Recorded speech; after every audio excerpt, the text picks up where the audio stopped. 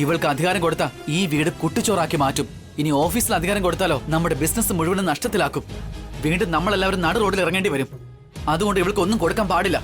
അങ്ങനെ ഒന്നും സംഭവിക്കാതെ ഞാനും വസുന്ധരയെ നോക്കിക്കോളാം. ഇതുവരെ ഏട്ടനും എടുത്തി നോക്കിയത് മതി. ഇനി വേണ്ട.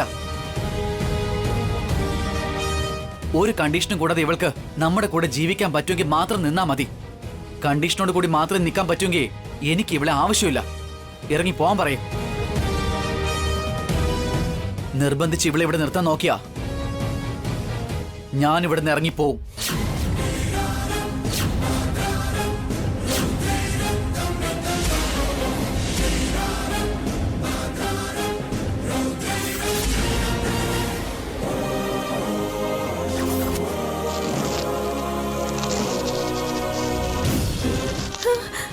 അഖിൽ,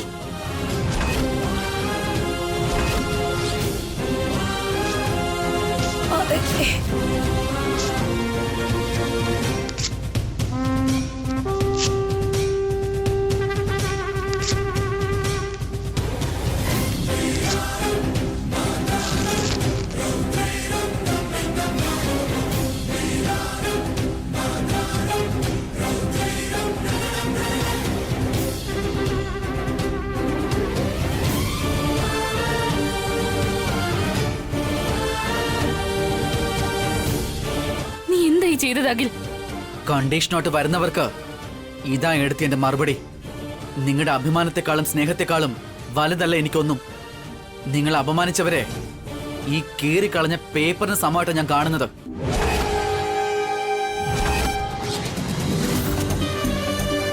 രണ്ട് കാലും തളർന്ന് വീൽ ചെയറിലായിട്ട് പോലും നിനക്ക് ബുദ്ധി വെച്ചില്ല അല്ലേടാ? എണീറ്റ് നടക്കാൻ അവന് പറ്റില്ല. പക്ഷെ ദേഷ്യത്തിനൊരു കുറവുമില്ല. സ്വാധീനം നഷ്ടപ്പെട്ട നിനക്കിത്ര ദേഷ്യമാണെങ്കിൽ ഞങ്ങൾക്ക് എത്രമാത്രം ദേഷ്യം ഉണ്ടാവും.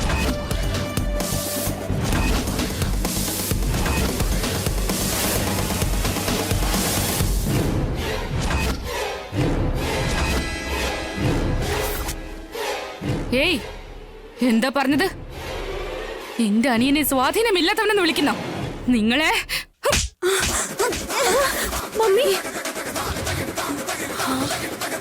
അയ്യോ മമ്മി,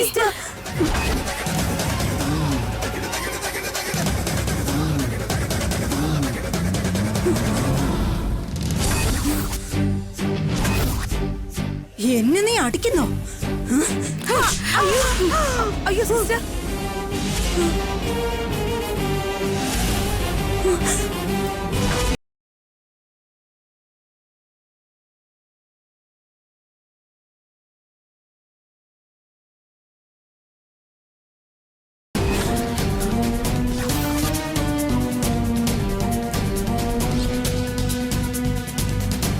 മകന്റെ സ്ഥാനത്തുള്ള നിങ്ങളുടെ മരുമകനെ വികലാംഗനെന്നും നടക്കാൻ സ്വാധീനമില്ലാത്തവനെന്നും കളിയാക്കി സംസാരിക്കുകയാണോ? എന്റെ മമ്മിയെ ഭീഷണിപ്പെടുത്തുന്നു. ഡി, താലി കെട്ടിയ ഭർത്താവിനെ സ്വന്തം അമ്മ അപമാനിച്ച് സംസാരിക്കുമ്പോ നോക്കിക്കൊണ്ട് നിൽക്കുവാണോ നീ? നീയൊക്കെ ഒരു ഭാര്യയാണോ? ആളും തരം നോക്കാൻ നിനക്കറിയില്ലേ വസു? മുന്നേ ആര് നിന്നാലും നീ അങ്ങ് അടിക്കും.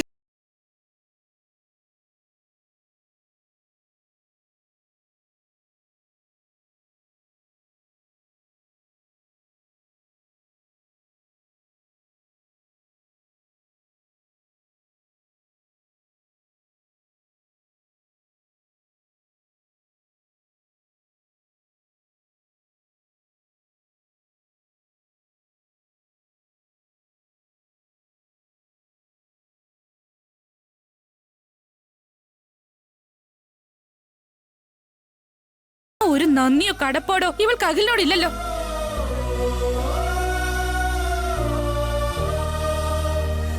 പ്രണയിച്ച് വിവാഹം കഴിച്ചവനോട് ഒരുമിച്ച് ജീവിക്കാൻ വേണ്ടി കണ്ടീഷൻസ് വെച്ചിരിക്കുക. അതിനെ ഞങ്ങള് സമ്മതിച്ചു. അഖില് ദേഷ്യത്തിൽ എന്തെങ്കിലും പറഞ്ഞെന്ന് വെച്ച് തോന്നിവാസം പോലെ എന്ത് വിളിച്ചു പറയാണോ? നാവുണ്ടെന്നും പറഞ്ഞ് ഇങ്ങനെ തോന്നിവാസം വിളിച്ചു പറഞ്ഞാലേ പിന്നെ നിങ്ങൾ എന്റെ മറ്റൊരു മുഖം കാണും. പറഞ്ഞേക്കാം.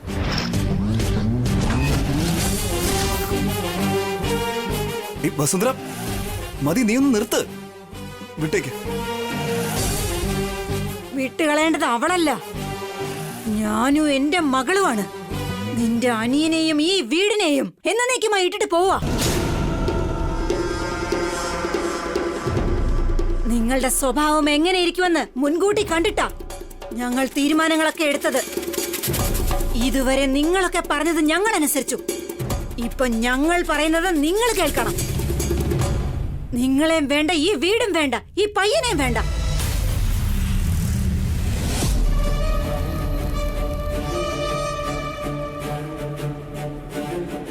ഇങ്ങനെ ഒരുത്തനോടൊപ്പം മരിക്കേണ്ടി വന്നാലും എന്റെ മകൾ കഴിയില്ല. ഓൾറെഡി ഫാമിലി കോർട്ടിൽ ഡിവോഴ്സിന് അപ്ലൈ ചെയ്തിട്ടുണ്ട്.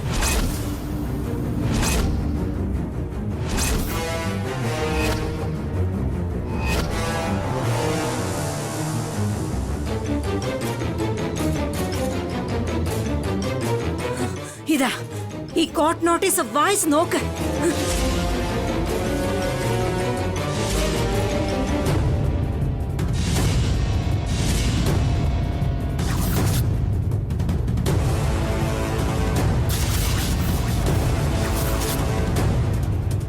എന്താ ചെറിയമ്മ ഡിവോഴ്സ് എന്നൊക്കെ പറയുന്നേ? വിവാഹമോചനം. ഡിവോഴ്സ് എന്തിനാ? എന്റെ മകളെ ആവശ്യമില്ലെന്ന് നിങ്ങളുടെ അനുജൻ തന്നെ പറഞ്ഞല്ലോ. അതുകൊണ്ട് തന്നെയാ. എന്നെയും എന്റെ മകൾ കാർത്തികയെയും തല്ലി അപമാനിച്ചില്ലേ? അതുകൊണ്ട് തന്നെയാ. ഞങ്ങളെ വെട്ടിക്കളയും കൊന്നുകളയും എന്നൊക്കെ ഭീഷണിപ്പെടുത്തിയില്ലേ? അതുകൊണ്ട് തന്നെയാ. ചെറിയമ്മേ, സോറി ചെറിയമ്മേ.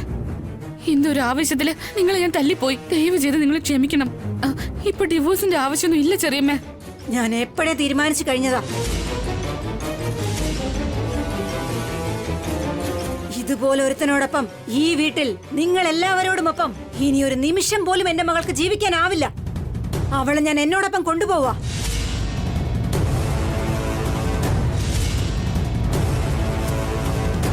ധൃതി പിടിക്കരുത് ആന്റി. ഇത് രണ്ടുപേരുടെ ജീവിത പ്രശ്നമാണ്. ആവേശം കാണിക്കരുത്. ആവേശം കാണിച്ചത് നിങ്ങളാ. ഞങ്ങളെ തല്ലി അപമാനിക്കുന്നതിന് മുമ്പ് ഇത് ആലോചിക്കണമായിരുന്നു. എന്റെ ഈ കുടുംബത്തിന് വേണ്ടി ഞാൻ നിങ്ങളോട് മാപ്പ് ചോദിക്കാം. ഡിവോഴ്സ് ഒന്നും വേണ്ട. നിങ്ങൾ പറഞ്ഞാലും ആ സാക്ഷാൽ ദൈവം എന്ന് പറഞ്ഞാലും ശരി. കാർത്തിക, നീയെങ്കിലും നിന്റെ അമ്മയോടൊന്ന് പറയൂ. അഖിലിനെ നിനക്ക് ഇഷ്ടമല്ലേ? അഖിലിനെ നീ മനസ്സുകൊണ്ട് പ്രണയിച്ചതല്ലേ? ഞാൻ നിങ്ങളോട് അപേക്ഷിച്ച് പറയോ, അഖിലിനെ വിട്ടുകളയരുത്. ഇതേ കൈകൊണ്ട് എന്നെ എന്റെ മമ്മിയെ അടിച്ചപ്പോ ചിന്തിക്കണമായിരുന്നു. ഇപ്പൊ വന്ന് മാപ്പ് പറയുന്നോ? എന്റെ മമ്മിയുടെ ഡിസിഷനാണ് ഫൈനൽ. എനിക്ക് ഡിവോഴ്സ് വേണം.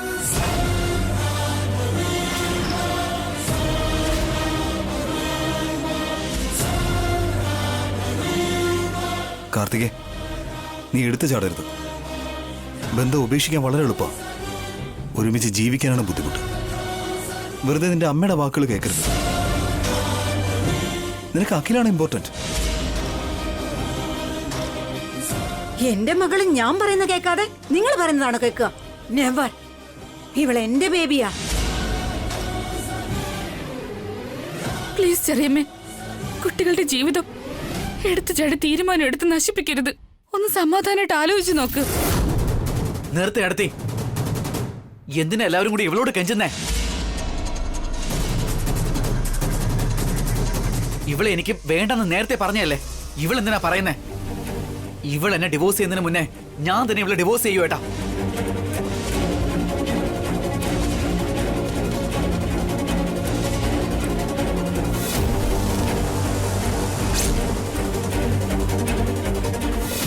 എടാ, ധൃതി കാണിക്കാതെ. എടുത്തു ചാടുന്ന അത്ര നല്ലതല്ല. എടുത്തുചാട്ടൊന്നും അല്ല ഏട്ടാ, എന്റെ വേദനയാ. ഇവള് കാരണം എനിക്ക് ജീവിതത്തിൽ ഒരു നന്മയും ഉണ്ടായിട്ടില്ല. ഒരു ദിവസം പോലും ഇവള് ആത്മാർത്ഥത്തോടെ എന്നെ നോക്കിയിട്ടുമില്ല.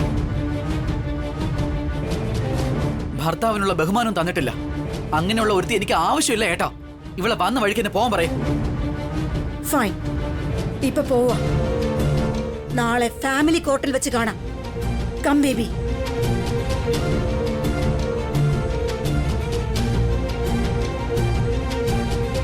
അയ്യോ, ഒന്ന് നിൽക്കുന്നേ.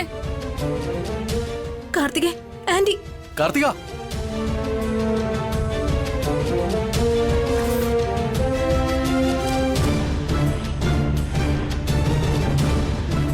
ഇപ്പൊ നിനക്ക് സമാധാനായോ? ആളും തരും ഒന്നും നോക്കാതെ എല്ലാരോടും നീ അങ്ങ് കൈ ഓങ്ങും. അവസാനം ഭാര്യയും ഭർത്താവിനെ നീ പിരിച്ചില്ലേ? ഇപ്പൊ നിന്റെ മനസ്സിന് തൃപ്തിയായല്ലോ. നീ നിന്റെ ഭർത്താവിന്റെ കൂടെ സന്തോഷായിട്ട് ജീവിക്കും. അഖിലും കാർത്തികയും തമ്മിൽ പിരിയണം അല്ലേ? എന്തൊരു സാഡിസ്റ്റാ നീ. നിർത്തിളേമേ, ഇവിടെ നടന്നെല്ലാം കണ്ടിട്ടും ഏടത്തെ കുറ്റപ്പെടുത്താ? തെറ്റ് അവർ ചെയ്താലും ഏടത്തി ഓരോന്ന് പറയാ. അവരങ്ങനെയൊക്കെ സംസാരിക്കാൻ കാരണം ഈ വസു തന്നെയല്ലേ? നിങ്ങളോടൊന്ന് സംസാരിക്കാൻ വന്നവര് ഡിവോഴ്സ് വരെ അത് എത്തിച്ചെങ്കില് അതിന് കാരണം ഈ വസുവാ. നിർത്ത്. Just stop it. അവരിവിടെ വന്നതിന് ശേഷമല്ല ഡിവോഴ്സ് എന്ന തീരുമാനം എടുത്തത്. ഓൾറെഡി എല്ലാം തീരുമാനിച്ച് നോട്ടീസുമായിട്ടാണ് വന്നത്. പക്ഷെ ആദ്യം ഒരു എഗ്രിമെന്റ് അല്ലേ നമ്മുടെ കയ്യിലേക്ക് തന്നത്. ഇവരാണെങ്കിൽ ആ പേപ്പേഴ്സ് കീറിക്കളയുകയും ചെയ്തു. ഈ വസു അവരുടെ ചെകിട്ടത്തും അടിച്ചു. പിന്നെ ദേഷ്യം വരില്ലേ? സോറി അഖിൽ, എല്ലാം ഞാൻ കാരണം. എന്തിനാ എടുത്ത് സോറി പറയുന്നേ? ഞാൻ ഇപ്പോഴും ഹാപ്പി ആയത്. കാർത്തിക് എന്ന മാറണം എന്നെ വിട്ടു പോയല്ലോ. ഇപ്പൊ എനിക്ക് നടക്കാൻ പറ്റിയതുപോലെ സന്തോഷം തോന്നുക. അഖിൽ, അങ്ങനെ ഇന്ന് പറയല്ലേ. കാർത്തിക് നീ ഒരിക്കലും പിരിയാൻ പാടില്ല. നിങ്ങൾ രണ്ടുപേരും ഒരുമിച്ച് ജീവിക്കണം അഖിൽ. അത് ഈ ജന്മത്തിൽ നടക്കാൻ പോകുന്നില്ല എടുത്തി. നടക്കണം അഖിൽ. നിങ്ങളെ രണ്ടുപേരും പിരിയാൻ സമ്മതിക്കില്ല. ഈ കുടുംബം ചിന്ന ഭിന്നമാവാൻ ഞാൻ സമ്മതിക്കില്ല.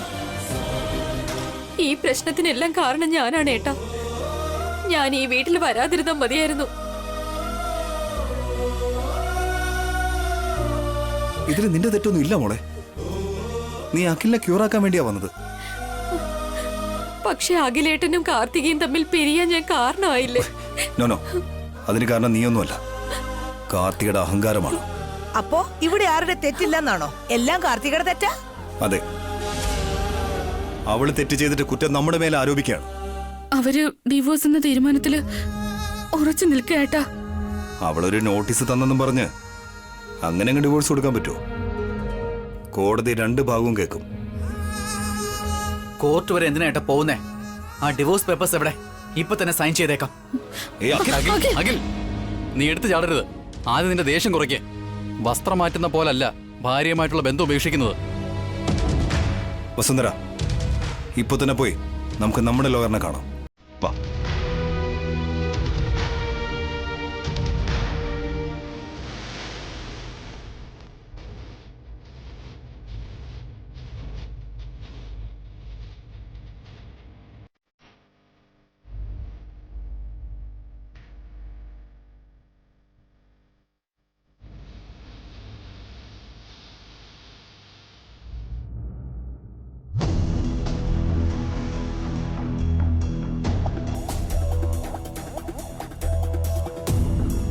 നിങ്ങളുടെ സഹോദരന് ശരിക്കും രണ്ടു കാലിന് സ്വാധീനമില്ലേ? ഇല്ല വക്കീൽ സാർ, ഒരപകടത്തിൽപ്പെട്ട് അവന്റെ രണ്ടു കാലം തളർന്നു പോയി. Right now he is in wheelchair. ഇങ്ങനെ ഒരു സിറ്റുവേഷനില് ഭർത്താവിനൊപ്പം നിൽക്കുന്നതിന് പകരം കാർത്തിക ഡിവോഴ്സ് ചോദിക്കുന്നത് ന്യായമായ കാര്യമാണോ? നമ്മുടെ ഭാഗത്തുനിന്ന് ചിന്തിക്കുമ്പോൾ ന്യായമല്ല. പക്ഷേ കോടതി രണ്ടു ഭാഗവും കേൾക്കുമല്ലോ. അപ്പോ ഡിവോഴ്സ് കൊടുക്കുമെന്നാണോ പറയുന്നത്? അതിനുള്ള ചാൻസ് ഉണ്ട് അഭിറാം. എന്താന്ന് വെച്ചാല് കോടതി വളരെ വിശദമായി കേസ് കേൾക്കും. ഭർത്താവിനെ വേണ്ടെന്ന് ഒരു സ്ത്രീ പറഞ്ഞാൽ കോടതി അതിനെ എതിർക്കില്ല. നമുക്ക് ഡിഫെൻസ് ചെയ്യാൻ പറ്റില്ലേ സാർ? ചെയ്യാം, പക്ഷെ അത്ര സ്ട്രോങ് ആയിരിക്കില്ല മാഡം.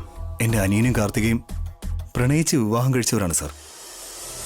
അഖിലിന് കാർത്തിക് എന്ന് പറഞ്ഞ ജീവനാണ്. ഈ സമയത്തിന് ഡിവോഴ്സ് വാങ്ങിപ്പോയാൽ അവൻ വീണ് തളർന്നു പോകും സാർ. എനിക്ക് മനസ്സിലാകും അഭിറാം സാർ. ഇങ്ങനൊരു സിറ്റുവേഷൻ ഫേസ് ചെയ്യുന്നത് ടഫായിരിക്കുമെന്ന് എനിക്കും അറിയാം. പക്ഷെ ഈ സമയത്ത് നമുക്കൊന്നും ചെയ്യാൻ പറ്റില്ലേ സാർ? അഖിലിന് എപ്പോ നടക്കാനാവും? അതിന് ഇനിയും ഒരുപാട് സമയമെടുക്കും സാർ. കറക്റ്റായിട്ട് പറയാൻ കഴിയില്ല. അഖിലിന്റെ കാല് ഭേദമാകാൻ ചാൻസ് ഉണ്ടോ? ഉണ്ട്, പക്ഷേ അല്ല, അഖിലിന് എപ്പോ നടക്കാൻ കഴിയുമെന്ന് ഒരു ഗ്യാരണ്ടി തരാൻ പറ്റുമോ? അത് അഖിലിന് തീർച്ചയായിട്ടും എഴുന്നേറ്റ് നടക്കാൻ കഴിയുമെന്ന് ഡോക്ടർ തന്നെ സമ്മതിക്കുന്നുണ്ട്. അതുകൊണ്ട് പ്രയോജനമില്ല അബ്രാം. ഈ വാദം കോടതിയിൽ നിലനിൽക്കില്ല. സാർ തന്നെ എന്തെങ്കിലും ചെയ്യണം. ഞങ്ങളുടെ അനിയനെ രക്ഷിക്കണം. സോറി മാഡം, അവർ വളരെ വ്യക്തമായിട്ടും സ്ട്രോങ് ആയിട്ടുമാണ് കേസ് പ്രിപ്പയർ ചെയ്തിട്ടുള്ളത്. അവരുടെ ഭാഗത്തെ ഒരു ജഡ്ജും എതിർക്കില്ല. അത്രയ്ക്ക് പെർഫെക്റ്റ് ആയിട്ടാണ് അവർ ചെയ്തിട്ടുള്ളത്. കോടതിയിൽ പോയാൽ തീർച്ചയായും ഡിവോഴ്സ് ലഭിക്കും. കോടതിയിൽ പോകുന്നതിന് മുന്നേ കോംപ്രമൈസ് ചെയ്യുന്നതായിരിക്കും ഏറ്റവും നല്ലത്. ഞങ്ങൾ ഒരുപാട് ശ്രമിച്ചു നോക്കിയതാ സാർ. ഞങ്ങൾ എത്ര പറഞ്ഞിട്ടും അവർക്കൊന്നും മനസ്സിലാവുന്നില്ല. അപ്പോൾ ഡിവോഴ്സ് തടയാൻ വളരെ പ്രയാസമായിരിക്കും അഭിരാം സർ. നിങ്ങളുടെ സഹോദരന്റെ ഭാര്യ മനസ്സ് മാറ്റിയെങ്കിൽ മാത്രമേ അദ്ദേഹത്തെ രക്ഷിക്കാൻ കഴിയൂ. ഇപ്പൊ സെക്ഷൻസ് എല്ലാം അദ്ദേഹത്തിന്റെ ഭാര്യയ്ക്ക് അനുകൂലമാണ്. ഒന്നും ഡിഫെൻഡ് ചെയ്യാൻ കഴിയില്ല. I M so sorry.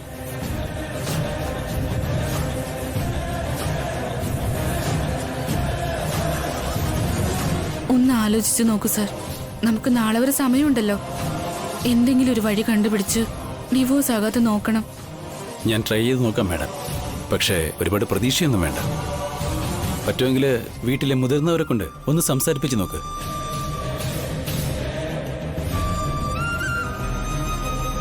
പോയിട്ട് വരാം സാർ. ശരി സർ. ശരി.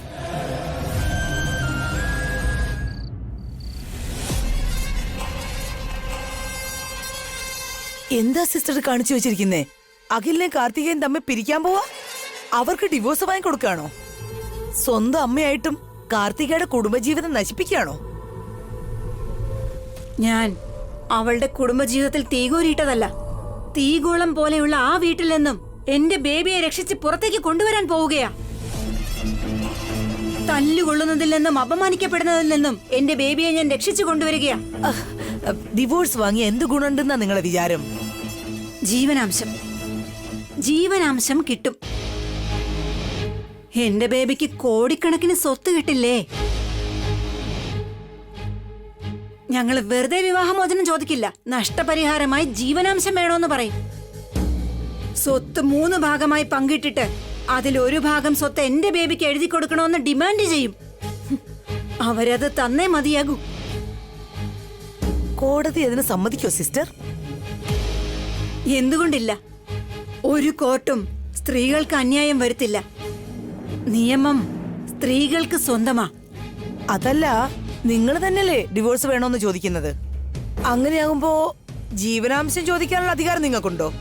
എന്തുകൊണ്ടുണ്ടാവില്ല? വിവാഹമോചനത്തിന് ശേഷം ഇവൾ എങ്ങനെ ജീവിക്കും? ഇവളുടെ ജീവിതം തന്നെ തകർന്നു പോകുമ്പോ ജീവനാംശം കൊടുത്തേ മതിയാകൂ. കോർട്ടിന്റെ വിധി അങ്ങനെ വരൂ. ഡിവോഴ്സും കിട്ടും, ജീവനാംശവും കിട്ടും. പക്ഷെ അതിനുശേഷം എന്താകും? അഖിലില്ലാതെ നിനക്ക് ജീവിക്കാൻ പറ്റുമോ കാർത്തികേ? അഖിലും നീയും സ്നേഹിച്ചവരല്ലേ? നിനക്ക് അവന് ഒരുപാട് ഇഷ്ടമല്ലേടി? നിനക്ക് അവൻ ജീവനെ പോലെയല്ലേ? അവനല്ലേ നിന്റെ ലോകം?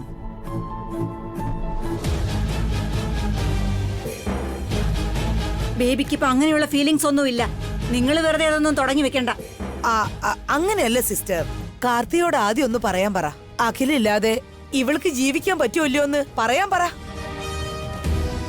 അതിന്റെ ഒന്നും ആവശ്യമില്ല. അഖിലുണ്ടായതുകൊണ്ട് മാത്രം എന്താ പ്രയോജനം? സ്വാധീനമില്ലാത്തയാൾ കാർത്തികയെ എങ്ങനെ നോക്കാനാ? എപ്പോഴും അവനെ ശുശ്രൂഷിച്ചുകൊണ്ടിരിക്കാം. എന്റെ ബേബിക്ക് ഒരു സന്തോഷം ഉണ്ടാവില്ല. അത്രേ ഉള്ളൂ കാർത്തികേ? നീയും കൂടെ അങ്ങനെയാണോ ചിന്തിക്കുന്നേ? അഖിലില്ലാതെ നിനക്ക് ജീവിക്കാൻ പറ്റും തോന്നുന്നുണ്ടോ? പറയ് ബേബി. എന്റെ വാക്ക് തന്നെയാ നിന്റെയും വാക്കെന്ന് ആന്റിയോട് പറയ്. അഖിലിന്റെ കൂടെ ജീവിച്ചാൽ നിനക്ക് ഒരു സുഖവും സന്തോഷവും ഉണ്ടാവില്ല. ജീവിതകാലം മുഴുവൻ ജോലിക്കാരി പോലെ കഴിയണം. നിന്റെ ജീവിതം നശിച്ചു പോവുകയുള്ളൂ. അതിനുവേണ്ടിയല്ല നീ ജനിച്ചത്. സന്തോഷത്തോടെ ജീവിതം ആസ്വദിക്കാൻ വേണ്ടിയാ. ഇപ്പൊ നീ നിന്റെ ആന്റി പറയുന്ന കേട്ടൊരു തെറ്റായ തീരുമാനമെടുത്താൽ ജീവിതത്തിൽ രക്ഷപ്പെടാനേ സാധിക്കില്ല. ആ വസു നിന്നെ ഉപദ്രവിച്ചുകൊണ്ടേയിരിക്കും. ഭാവന നിന്നെ വഴക്ക് പറഞ്ഞുകൊണ്ടിരിക്കും. ആ നന്ദിനി നിനക്കൊരു എതിരാളിയുമായിരിക്കും. ആ വീട്ടിലുള്ള നിന്റെ ജീവിതം നായയ്ക്ക് സമം. ചിന്തിച്ച് സംസാരിക്ക. ഞാൻ പറയുന്നത് പോലെ ചെയ്താ ആരെയും ആശ്രയിക്കാതെ തന്നെ കാലിന്റെ മേൽ കാലും വെച്ച് സുഖമായിട്ടങ്ങ് ജീവിക്കാം. ആ ഹാപ്പി ലൈഫാണോ നിനക്ക് വേണ്ടത്, അതോ ആ അടിമ ജീവിതമാണോ വേണ്ടെന്ന് ആലോചിക്കും. ഇവരിത്രയൊക്കെ പറഞ്ഞാ ഇവളെങ്ങനെ എന്റെ വാക്ക് കേൾക്കും? അമ്മയുടെ വാക്കല്ലേ കേൾക്കൂ. You are right mom. എനിക്ക് ആ അടിമ ജീവിതം വേണ്ട. ലൈഫ് ലോങ് അഖിലുമായിട്ട് സഹകരിക്കാൻ പറ്റില്ല. ആ വസുവിന്റെ അടിയും ഭാവനയുടെ വഴക്കും കേൾക്കേണ്ട ആവശ്യമില്ല. എനിക്ക് ഡിവോഴ്സ് വേണം. എനിക്ക് കിട്ടുന്ന ജീവനാംശം വെച്ച് ഞാൻ എന്റെ ലൈഫ് എൻജോയ് ചെയ്യും. That's my baby. കേട്ടില്ലേ സിസ്റ്റർ, ബേബി എന്താ പറഞ്ഞെന്ന്?